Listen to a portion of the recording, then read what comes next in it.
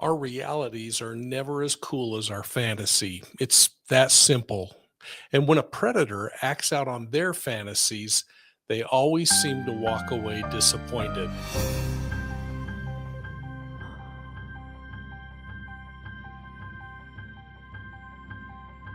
And when that happens to a predator, they have to go back and fix the broken piece of creativity so they can go out and hunt for another victim.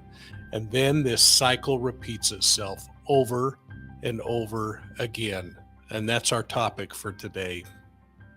Welcome to Profiling Evil. If you're new to our channel, thanks for joining. And if you're one of my university students or a longtime channel member, welcome back and thanks for your support. Either way, would you please take a moment, hit the like and the subscribe button and ring the bell so you get all of our informative videos like this one. Now let's talk profiling. You know, after interviewing more predators than I care to remember over the years, I cannot forget one thing: how the fantasy process plays such a powerful part of who these people are and what motivates them to hurt people. I want to start by sharing a self-assessment that a serial child sex abuser named Oliver Garish did on himself.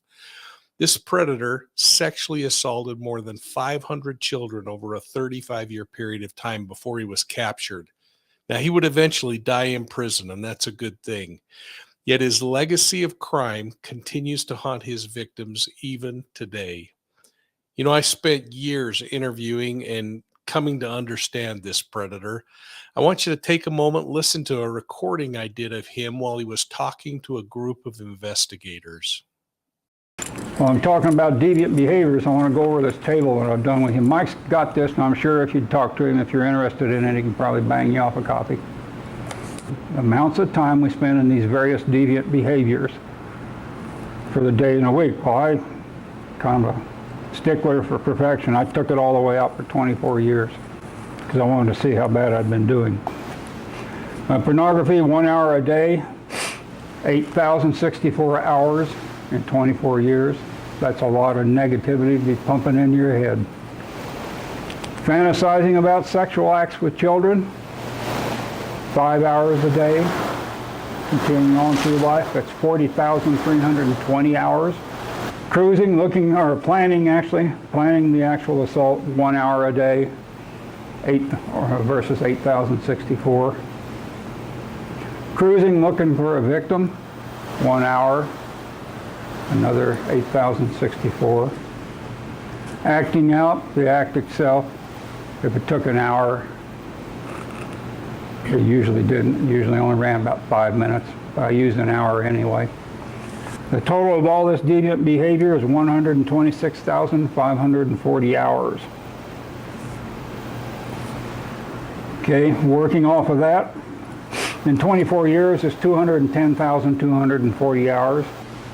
Deducting that 126,000 from it left me only 83,700 hours of deviant-free behavior.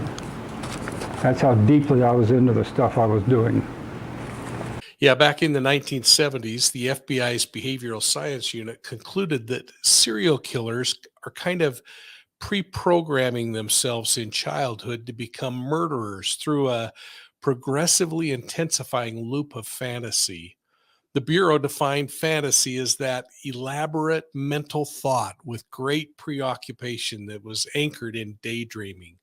Now, think about that, and then think about your own legitimate fantasies. Perhaps you dream of getting straight A's in college and in this course. You dream of becoming a successful law enforcement professional. Or maybe you're dreaming of something like becoming a movie star. In the quiet confines of your home and mind, you work through how fantastic the journey would be. You create mental images, and you may experience feelings that in some way help you to relieve some of your anxiety and fears. Well, fantasy is normal to a degree, especially in children. I mean, think about the imaginary friend or the play scenarios you created with your peers when you were young. Now, for a child who's abused, neglected, or otherwise traumatized, fantasy can also be a way to escape the reality that they're enduring. For the serial predator, though, fantasy is a process of daydreaming coupled with eventual planning and execution of crimes.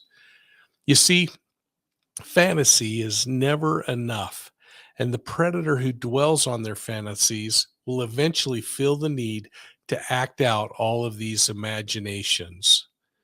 When the predators reach this stage of acting out, they generally start with scenarios that would ensure success. This could be something as simple as voyeurism or other ways of acting out their desires. It could come through soliciting a willing sex trade worker to do what they want or finding a compliant partner. In the beginning, they may choose victims who are easy to control. They're almost stage props in the offender's mind as they develop the confidence to pursue what they really want, their preferential victim. Now, these predators are driven by fantasy and they are compelled to repeat the fantasy over and again in order to satisfy their lustful desires. And this is where things become really problematic for the predator, but good for the law enforcement officer because you can start to pick out patterns. You see, reality is never as cool as fantasy. Victims rarely respond in the way that the predator imagined, and the reality of the assault most often falls short of the expectation the predator had, leaving them feeling frustrated and angry. This letdown doesn't cause the predator to stop hunting and injuring future victims, though. It only demands that the offender repair the fantasy and figure out how to accomplish their goal. As terrifying as this may seem, it fuels the need for future assault. The predator's constantly trying to repair whatever went wrong, and then after they repair the shortcoming in the fantasy, they once again find themselves out hunting for another unsuspecting victim. Well, as you try to wrap your mind around this principle of fantasy and reality, think of legitimate kinds of fantasies and how they drive you to do something. I want to be a good student. Thus, I'm going to study. I'm going to prepare. Then imagine how the offender would use the same tactic to conduct an illegitimate crime of assault. We'll chat more in the next segment. And thanks for subscribing to Profiling Evil. We'll see you soon at the next crime scene.